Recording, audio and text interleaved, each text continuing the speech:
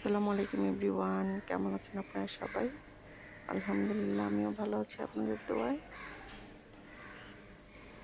চলে আসলাম শীতের একটি মজার রেসিপি নিয়ে। তো আজকে কি রান্না করব বলেন তো?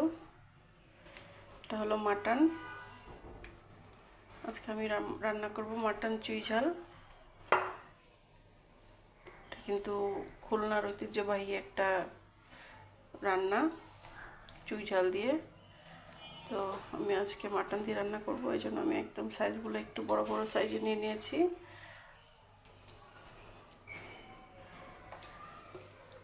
আমি এখানে 2 কেজির মতো মাংস নিয়ে নিয়েছি। তো আমি এখন মাংসগুলোকে কেটে নিব। ওই চুই ঝালগুলোকেও আমি এই চামড়াগুলো ফেলে দিব, মানে ফেলে তারপর আমি সুন্দর করে ডিপ ফ্রিজে রেখেছিলাম। আবার একটু ফেলে তারপর সুন্দর করে কেটে সাইজ করে নিব, আর একটু ছোট ছোট করে কেটে নিব। আমার কাছে ভীষণ ভালো লাগে এই চুই ঝাল, আর বিশেষ করে এই এঁটো চুই ঝালটা, মানে গোড়ার যেই চুই ঝালটা থাকে ওইটা অনেক বেশি মজা চষে চষে খেতে। তো কে কে পছন্দ করেন এই চুই ঝাল অবশ্যই কমেন্ট করে জানাবেন। তো এখন যেহেতু শীত চলে আসছে, তো এখন কিন্তু এই হাঁসের মাংস বা খাসির মাংস, গরুর মাংস সব কিছুর সঙ্গে কিন্তু এই চুই ঝাল অনেক বেশি মজা লাগবে।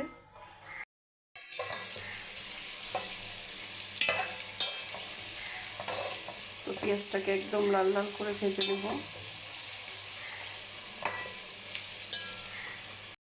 এলাচি, দারচিনি, আমি এলাচিগুলোকে একটু ছেঁচে দিয়েছি, এতে করে ফ্লেভারটা ভালো আসবে।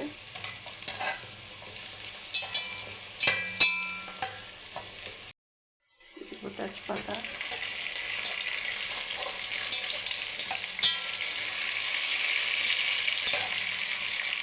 তো যখন এমন লাল হয়ে আসবে আমি এখন ধুয়ে রাখা মাংসগুলো দিয়ে দেবো।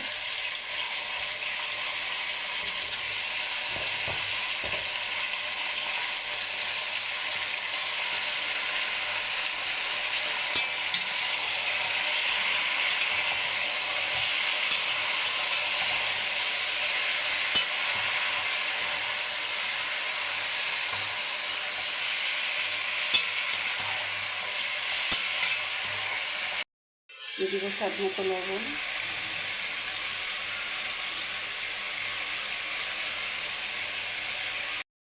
দিয়ে দেবো আদা রসুন জিরা একসঙ্গে পেস্ট করা। তো আমি যেহেতু 2 কেজি মাংস নিয়েছি, আমি ওই পরিমাণ মতো দিয়ে দিচ্ছি। আপনারা আপনাদের মাংসের পরিমাণ বুঝে দিয়ে দিবেন। বাটা মশলা, মরিচ, এই জন্য একটু ঝালটা বেশি পরিমাণ দিচ্ছি। খুবই অল্প পরিমাণ হলুদ দিয়ে দিব, কারণ আমি চাই তরকারি কালারটা একদম লাল লাল আসে, এই জন্য।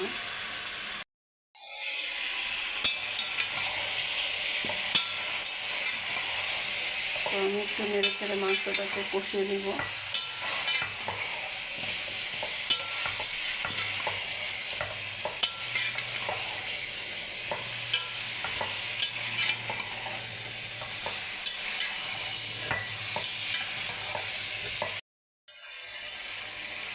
অল্প অল্প করে পানি দিব, দিয়ে কষিয়ে নিব। তারপর আবার যখন পানি লাগবে তখন আবার দিব। এখন মাংসটাকে সিদ্ধ হওয়ার জন্য একটু পানি দিয়ে দিলাম।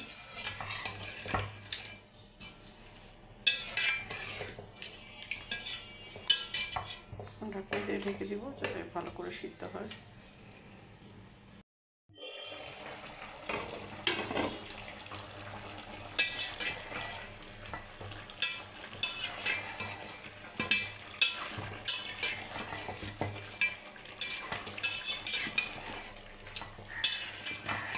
আমার ছেলের ভীষণ পছন্দ এই মাটন কারি, আমার মতো ওরও অনেক চুই ঝাল পছন্দ। তো আজকে স্কুলে যাওয়ার সময় বলেই গিয়েছে যে আজকে মাটন রান্না করবা।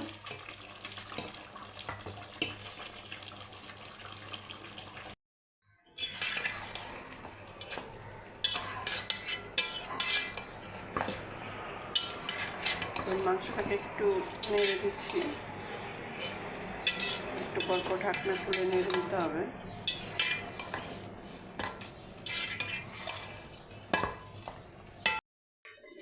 এরকম লাল লাল করে রান্না করলে অনেক বেশি মজা হয়। তো সাথে যদি চুই ঝাল আর আস্ত রসুন হয় তাহলে তার কোনো কথাই নেই, মাটন একদম মিট হয়ে যায়।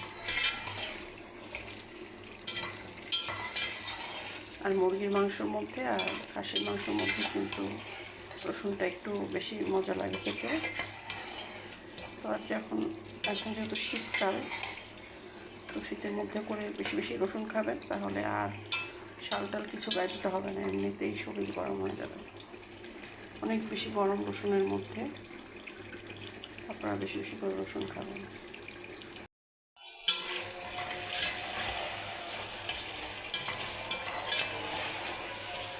তো মাংসটা কিন্তু একদম কষানো হয়ে গেছে।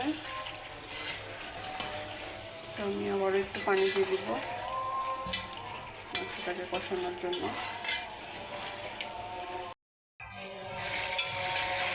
যখন এমন তেল চলে আসবে মাংসের মধ্যে, বুঝতে হবে ভালো করে কষানো হয়েছে। যেহেতু আমার মাটনের পিসগুলো একটু বড় বড়, তো সিদ্ধ হতে সময় লাগবে, তো আমি আরও একটু পানি দিয়ে দেবো।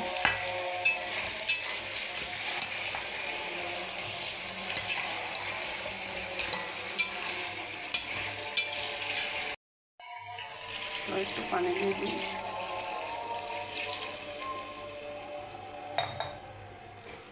তো মাংস রান্নাটা হলো একদম ধৈর্যের কাজ। তো ধৈর্য নিয়ে আস্তে আস্তে রান্না করলে কিন্তু মাংসটা অনেক বেশি সফট হয় আর অনেক বেশি মজা হয়।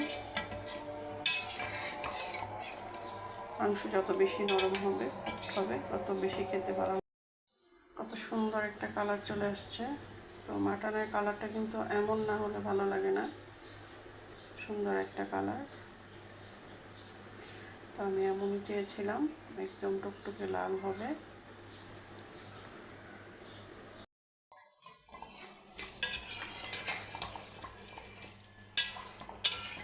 তো মাংসটা অনেকটা সিদ্ধ হয়ে আসছে, তখন আমি রসুনের চুই ঝালটা দিয়ে দিব। তো যে দেখতে পাচ্ছেন একদম সুন্দর করে আমি পরিষ্কার করে ধুয়ে নিয়েছি। এভাবে আস্ত রসুনটা দিলে অনেক বেশি ভালো লাগে। তো এই যে দেখে নিশ্চয়ই বুঝে গিয়েছেন যে কীভাবে কেটেছি। এখন আমি দিয়ে দিব। চুই ঝালের সঙ্গে রসুন অনেক বেশি ভালো লাগে খেতে।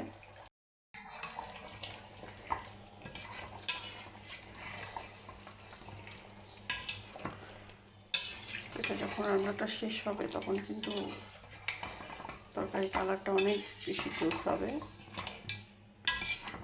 তো একদম যখন শুকনো শুকনো ভুনা হয়ে যাবে, তো আমার ছেলে এখনও আসেনি স্কুল থেকেও, আস্তে আস্তে আমার এটা হয়ে যাবে।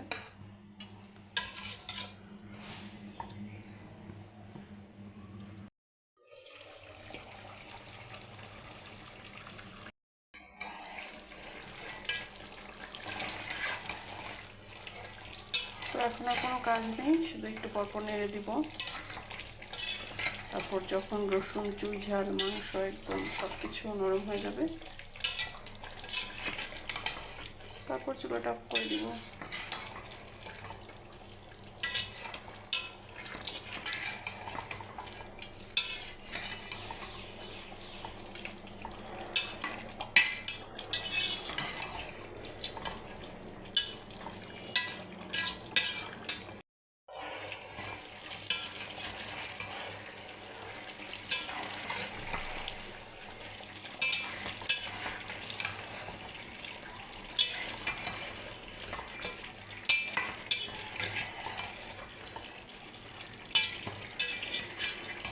তো আর একটু শুকনো শুকনো হলেই আমার রান্নাটা কিন্তু শেষ হয়ে যাবে। তো আমি যখন চুলাটা অফ করে দিব আর চুলার মধ্যে আধা ঘন্টার মতো রেখে দেবো, চুলার গরমে কিন্তু মাংসটা অনেক সফট হবে।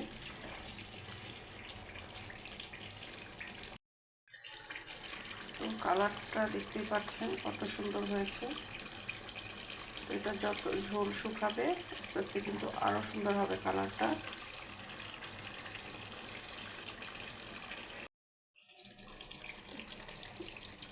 ঝালের জন্য কিছু কাঁচামরিচ দিয়ে দিব।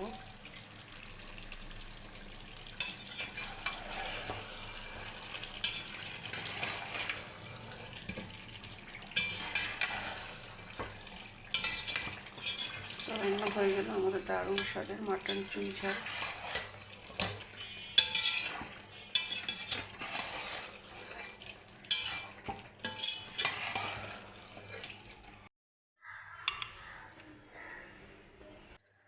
তো আপনাদের কাছে কেমন লাগলো আমার এই সহজ মজার চুই ঝাল রেসিপিটা অবশ্যই কমেন্ট করে জানাবেন।